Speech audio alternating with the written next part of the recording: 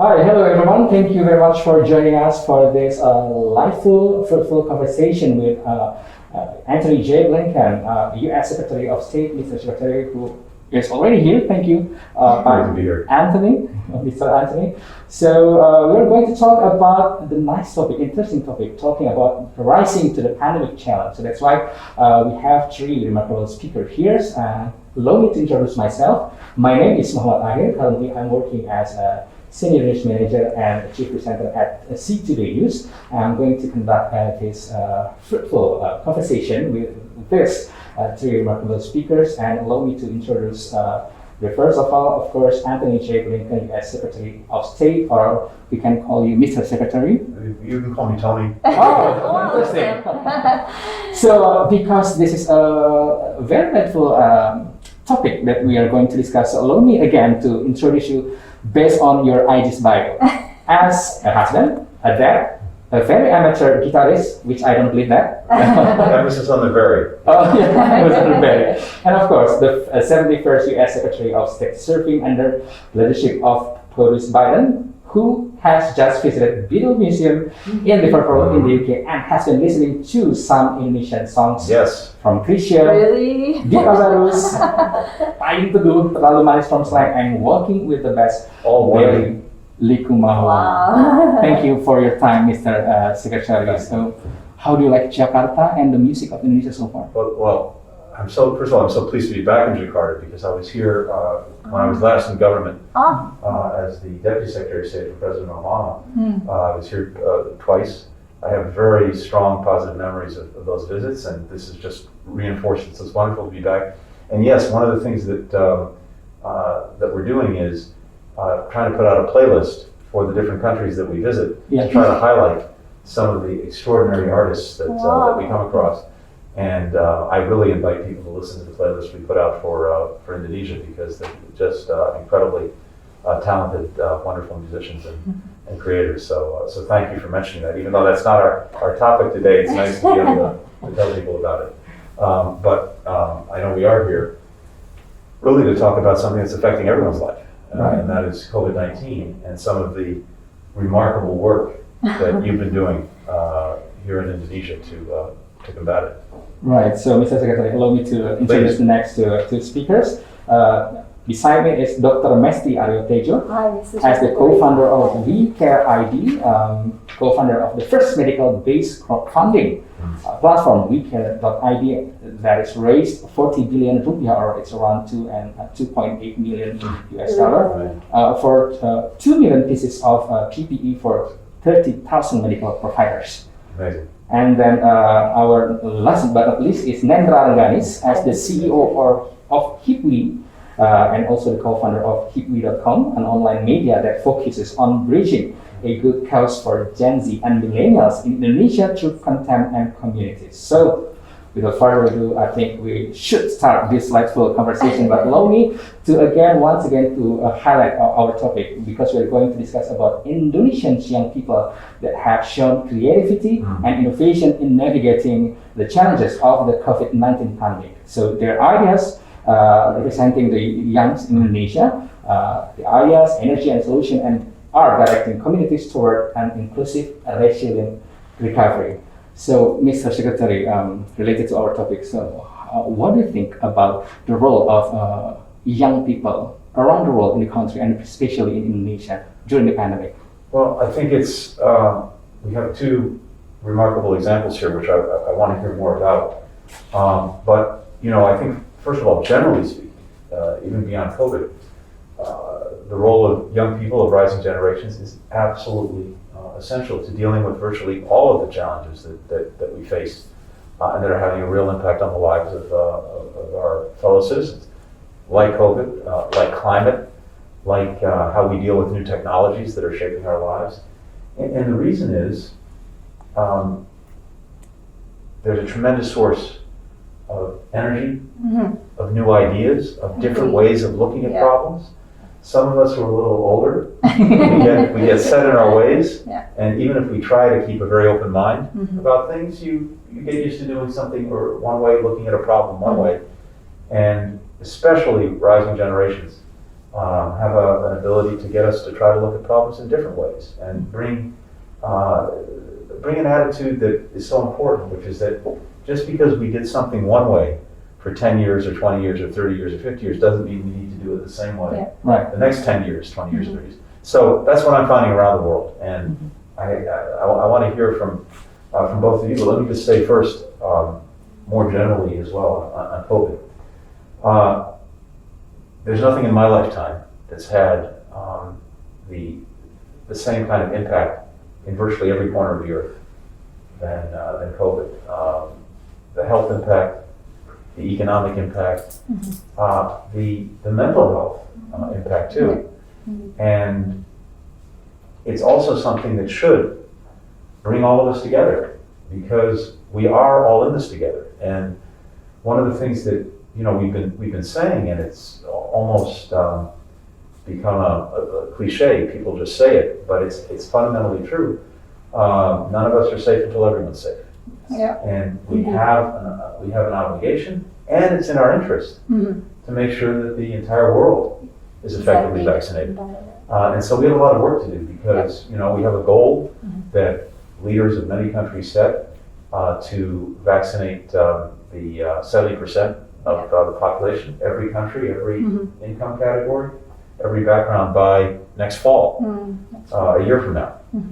So we have our work cut out for us. But there are a lot of challenges that you both know that come with that.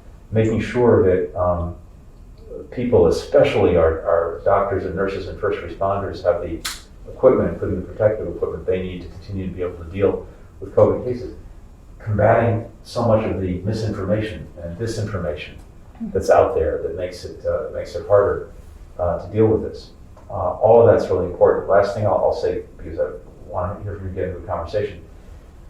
The United States has tried to play our part, and we have made a major effort to get more vaccines produced. But with those vaccines, we have been making a very big effort to donate them around the world. For every one shot that we put in an arm in the United States, 3 go outside the country. Oh, that's interesting. We're doing it not by selling them, and not by saying if you want them, you have to do us a favor. We are distributing them for free, mostly through COVAX. This international facility that ensures a more equitable distribution, that the countries most in need, particularly countries that can't afford, get them. And as I said, with no political strings attached. So we've donated thus far about 300 million vaccines. We're on our way to 1.2 billion next year, and we're also increasing the production. But one of the things we're finding, is the last thing I'll say for now, is that it's not just a matter of producing the vaccines. We actually have to get the shots in arms. And one of the problems that some countries are facing is just the logistical problem of making sure you can, once they get vaccines, they can actually deliver them to the people who need them, get them in arms. So we're working on that as well. I hear in Indonesia, we've donated through COVAX about 25 million vaccines thus far. There are about 7 million actually arriving this very week as we're sitting here talking.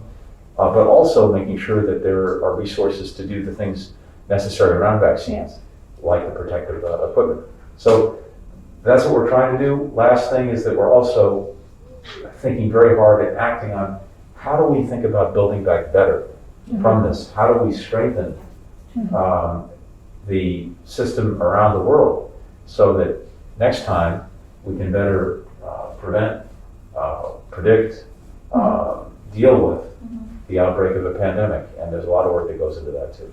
But I'm really anxious to hear from both of you. We really also appreciate that in the US with the vaccine pattern as well. Yes, and that's an important point, because one of the things that I think is very important is that more countries have the ability to manufacture, produce vaccines themselves. That should be spread around the world. Exactly. Awesome.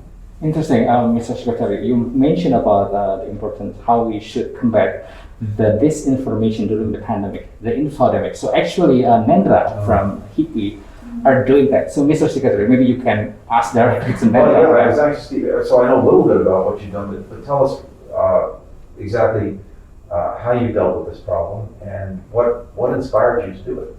Okay. Well, basically, I run one of the platform in Indonesia. It's called Hipwee. It can right now it can reach more than 20 million youth in Indonesia. Mostly are the age of the youth are mostly 18 to 24. So we realized when the pandemic hit us, the youth has three main problems. First is about misinformation. So they are facing a lot of facts, a lot of information out there in social media, but they cannot decide whether it's good or not, or whether it's like credible or not. The second one is about the supplementation of their family income, because the family income are mostly, a lot of them are their family income are decreasing. And the third one is about mental health. So about the misinformation, we realize that youth are most likely to left their WhatsApp family group because they are very tired with a lot of hoax and misinformation. In Hipwi, we have more than 15,000 creators who are registered in our platform. And we are trying to make them as an agent of change to not leave their family WhatsApp group to promote fact and like credible information about COVID. So basically, we are trying to engage with our creators to create creative content to be shared on their family WhatsApp group, and we encourage them not to leave their WhatsApp group because they can be an agent of change inside their family WhatsApp group.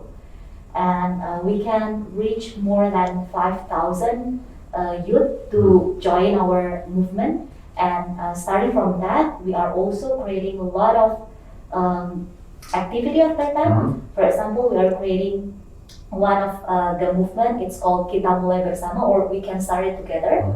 So it is a movement to support and help youth in Indonesia to supplement their family income. So we create a platform where they can sell their content, they can sell their video, their article, their podcast to brands to supplement their family income.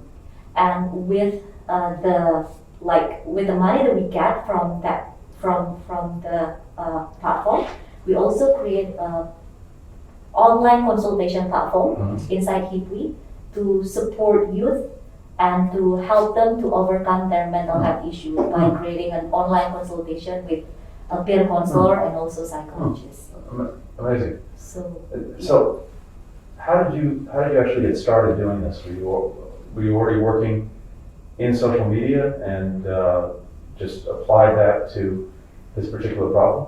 Well, basically I started as, I just like creating content in the social media. And then I started as a nearly fresh graduate. So I built Hipwi back in 2014. And then starting from that, the platform get bigger. And then I realized that the goal of Hipwi should be bigger than only business. So starting from that, Hipwi vision is quite changed. And now the vision of Hipwi is to become the bridge of a good cause for Indonesian youth. So we are trying to always support good cause, and also we are trying to empower our community with things like that. You know, it's. I think your approach is really interesting and powerful and probably effective, because one of the things I think we're finding, particularly when dealing with disinformation and misinformation, is that the most effective way to combat that is people hearing from people that they know and trust. If it's some outside, it's a political leader or someone they know or a celebrity, maybe it has some impact, but they tend to be more powerfully affected by someone in their community, whether it's an online community or others. So it sounds like you've focused in on that. The closer you are, the more trust you can get. So that sounds like a really, really smart approach. And unfortunately, we found in a lot of countries, including our own, that there's, you sometimes reach a ceiling in vaccinations, and then there's some vaccine hesitancy, and unfortunately, in some cases, people just have wrong information. Yes.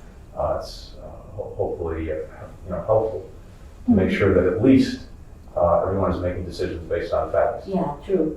That's wonderful. So.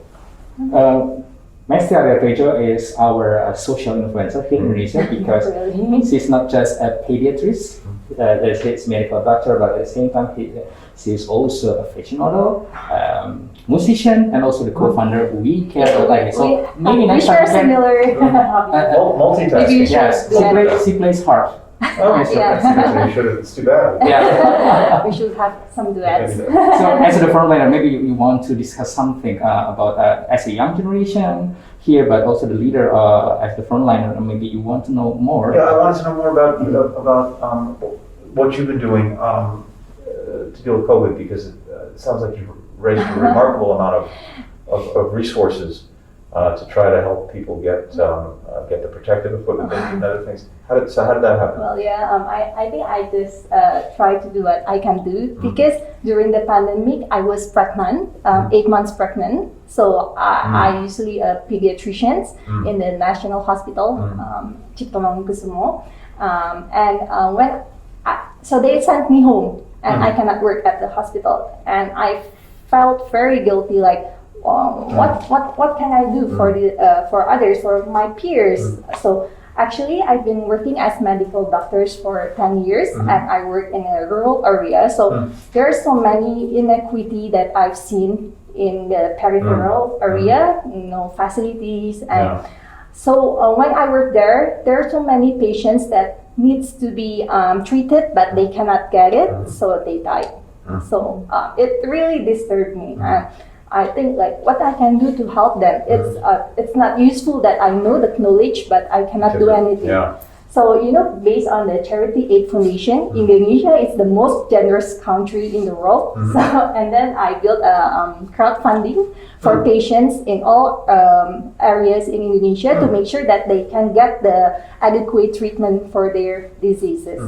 So when the pandemic strikes, and then I saw all of my peers, they using trash bag for their PPEs, and I thought, why don't we just collect the fund and then be the logistic center? So we adapt not only just to collect donation, but we also change our office becoming warehouse. And then we also work with other stakeholders and companies as big as like e-commerce, Tokopedia. We do it by ourselves. We send the PPEs to 3,000 health facilities around in Indonesia. Because I think if we just wait for the government to do it, it will take a long time. But my peers, all the health workers are fighting against the time, so they need to be protected, and that they need to be secured. That's really remarkable, and it's also a very powerful reminder that no one actor in society, be it government, be it business, be it a civil society, no one can really do everything on their own.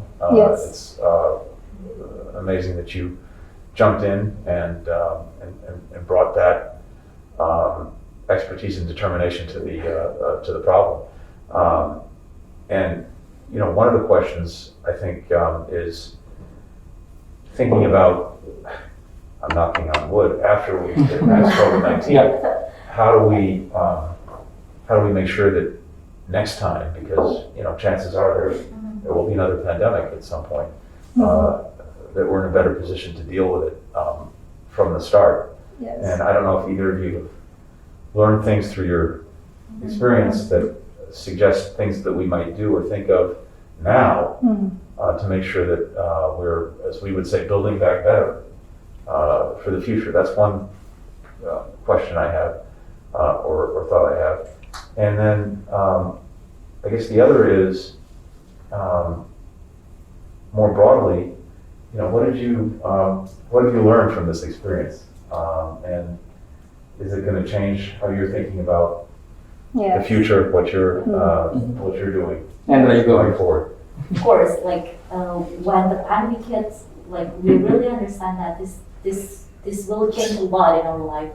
And first, what we learned during this pandemic is first about the youth resiliency. Like youth can support change, and youth can also support a lot of things to happen in Indonesia.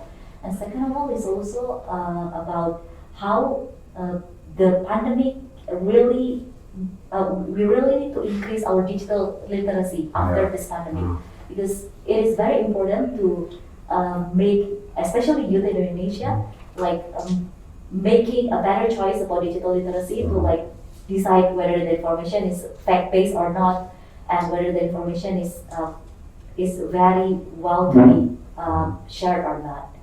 And I think mostly in our users, we understand that right now, a digital economy are becoming one of the key point and key factors in our economic growth. So most youth are very happy to learn about digital economy, to earn money from a digital platform, and also to support their life through like digital nomad lifestyle, I guess.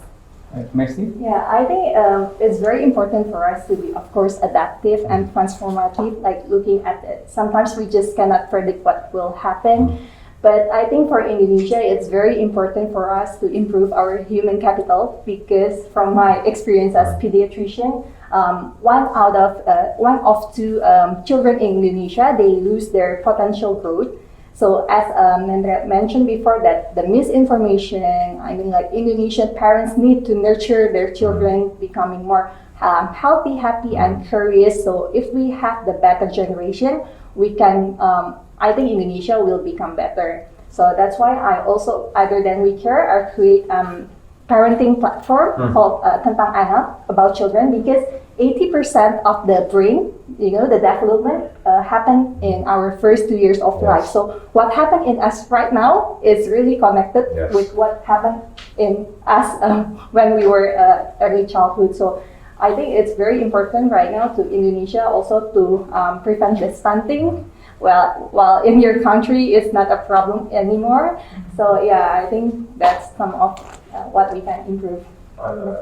It's a very, very, very powerful observation. I think the science bears that out around the world.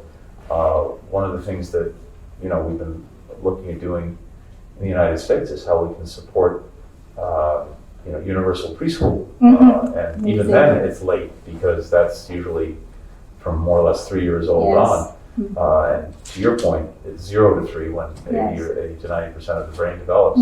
So yes, I think that makes a huge difference in drawing the connection between what happens so early in life and our resiliency and ability to deal with challenges later is very, very important.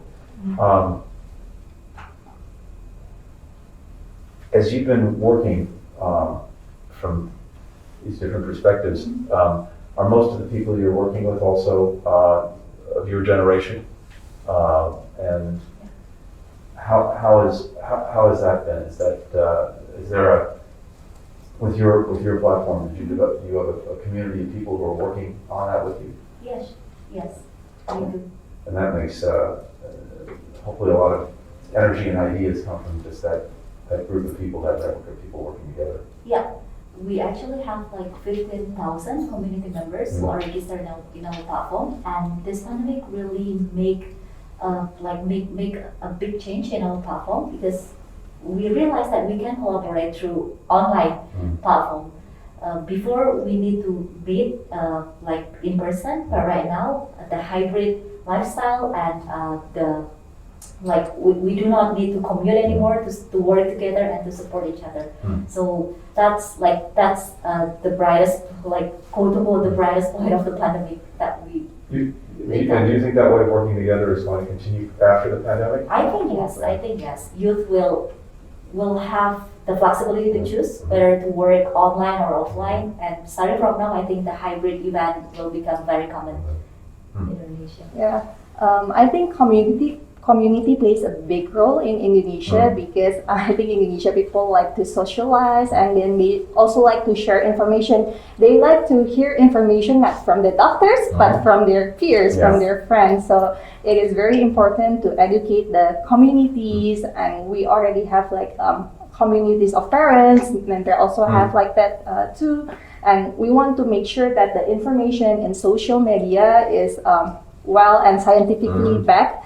Because as I said, when I was pregnant, so I have more time at home, like scrolling at the social media, and there are so many hoax about parenting, myth about vaccines, and I think there must be someone who are willing to educate them to see perspective from the prevention, not only the curation. I think Indonesia is already moving to that point, and yeah, I think it's very important for us to be more literacy educated, because Indonesia is number 2 from the below for the literacy level. So I think it's our task to make sure that they can be literate. Right. Well, and one of the challenges we all face is that it's literacy is a part of it, and of course, critical thinking is Yes. the other vital part. And we, in different countries, I think reminding ourselves of that and hopefully educating people in that way can make a very big difference. You have to have the skills, the framework to make a judgment about something, and that's a long process of education. And I think one thing, sorry. Okay. Do you have something else to talk? Just in brief, because Like about the critical thinking, I think it is very important for youth in Indonesia to have a room for dialogue. So it is very important for us to create a platform where we can connect with each other and have a dialogue about something and be open-minded. right. And from you, Mesty, And also, I think we need to adapt the style, how we can give the education to the communities, because nowadays youth like to use TikTok, Instagram, and the style of the education is really need to be adapted.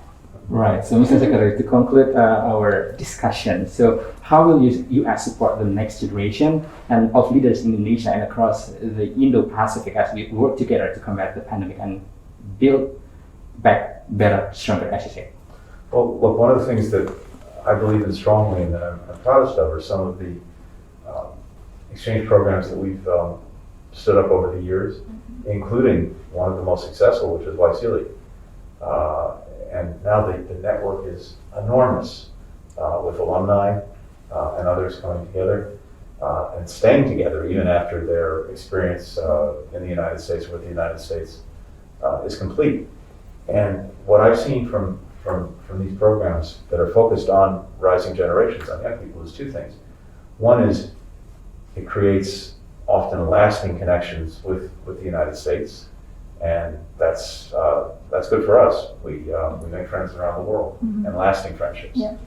But it also creates connections among the participants and creates networks among them that we've seen last and create really, really powerful and important things, especially when people are back home or remain at home. So we're going to be doing even more of that and making those kinds of initiatives, investments to really make sure that we're having these exchanges continue, that we're connecting the newest generations, connecting them with us, connecting them with each other.